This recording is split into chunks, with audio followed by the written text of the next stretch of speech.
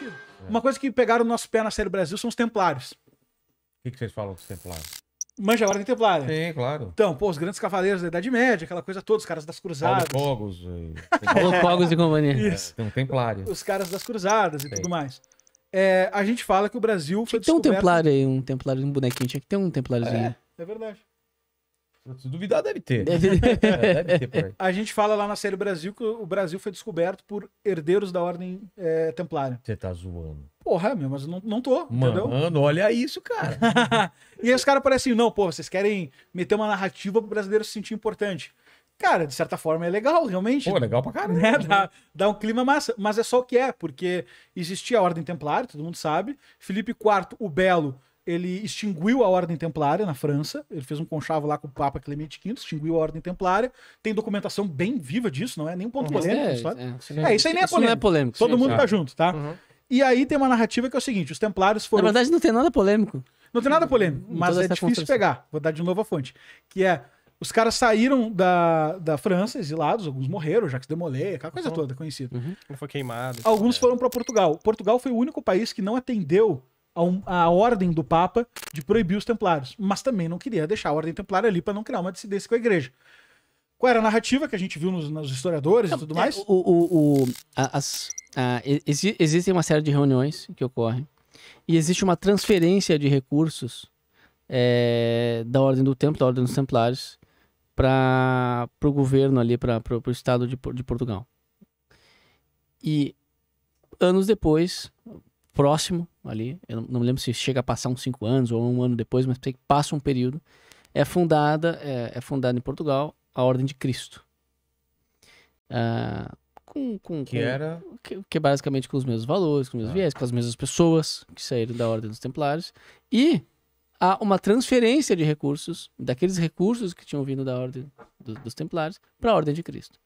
Então, existe basicamente uma reconfiguração institucional para o mesmo fim, com as mesmas pessoas, inclusive com os mesmos recursos. E ali é configurado também uma aliança, né, de Portugal, do rei de Portugal, com esses cavaleiros que passavam agora a fazer a Ordem de Cristo, né, a construir a Ordem de Cristo, que era uma ordem militar, né, que depois é responsável por desenvolver toda a navegação portuguesa, né, a Sim, escola de lembrando que Sagres. esses recursos dos templários que foram transferidos depois para a ordem que virou a Cavaleiros de a Ordem de Cristo, eram muito vastos, né? Porque os templários, né?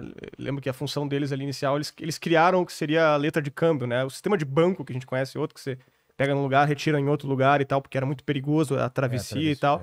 Foi eles que criaram isso, então, né? Com isso, obviamente, eles acumularam muita riqueza, né? E essa foi, digamos assim, a riqueza que foi utilizada no processo de desbravamento dos mares, das navegações e tudo mais. Existe toda uma linha, isso até nem tá no documentário, mas a gente explorou. Existe uma ligação de Portugal com os Templários que vem antes da extinção, inclusive, da Ordem do Templo. Porque a própria existe uma ligação até mesmo de Afonso Henriques, que é o fundador de Portugal, com a Ordem dos Templários, com os cruzados e tudo mais. Então, desde a fundação de Portugal existe uma ligação com esse espírito de enfrentamento aos muçulmanos, né, como um Estado católico que se funda, etc e tal, e vem descendo e vem expulsando os muçulmanos e tal. E aí depois, com a formação da Ordem de Cristo, que abriga os templários, né, existe também toda a construção do conhecimento, das navegações e do empreendimento mesmo de navegação, que é liderado pela Ordem de Cristo. Então você tem a escola de Pedro Álvares Sagres... Cabral era grão-mestre da Ordem de Cristo, né? Que é herdeira dos Templários, né? Então, se tu pegar... Qual era a polêmica que fica nisso aí? A Ordem de Cristo é ou não é herdeira dos Templários? Essa é a polêmica, tá? Cara, a gente foi até irracionalmente fundo nessa questão. A gente viu lá... Tradução de bula papal. Cara, existe o documento oficial que poderia permitir isso, é uma bula papal, que o Papa escreve. E a igreja dá a ordem. Quibus cultus, o nome da bula. Se jogar no site do Vaticano, vai vir uma porra de um documento em latim, escaneado, etc e tal. Nós mandamos para um professor nosso, especialista nisso, traduziu, tá lá. A gente botou a bula, na hora que a gente fala isso no documentário, a gente bota a bula lá na tela. Que é, sim, os bens da ordem de Templária passaram para a Ordem de Cristo. E os membros também foram abrigados na Ordem de Cristo. Ou seja, não há polêmica, é uma herança. Pedro Álvares Cabral sendo grão-mestre da Ordem de Cristo, fazendo a navegação e na missa de despedida da navegação de Portugal, tendo mencionado a missão expedicionária e divina, é consciente que eles estão fazendo as grandes expansões da fé, digamos, que os templários faziam. Ponto, cara. Os templários faziam isso nas cruzadas, depois a Ordem de Cristo sucedeu isso aí, por motivos burocráticos e tudo mais. Os membros tinham uma ligação, práticas algumas comuns, os templários estavam polêmicos no final, mas práticas algumas comuns, e a missa também declara isso. Não só a missa, como do outro lado do oceano, aí tu pula pro outro lado do oceano, tu tem a certidão de batismo do Brasil, que é a carta de Pero Vaz de Caminha. E a carta de Pero Vaz de Caminha não vai estar dizendo assim, ó, caraca, olha só, achei uma caverna cheia de ouro, vamos tomar tudo. Não é isso que ela está dizendo. Achei uma terra com um povo bom e aqui a gente pode evangelizar, cristianizar, etc e tal. Então, cara, não sou eu que estou tentando empurrar uma história. São os documentos que estão colocando onde tem também um pouco de polêmica e a gente não toma partido, né?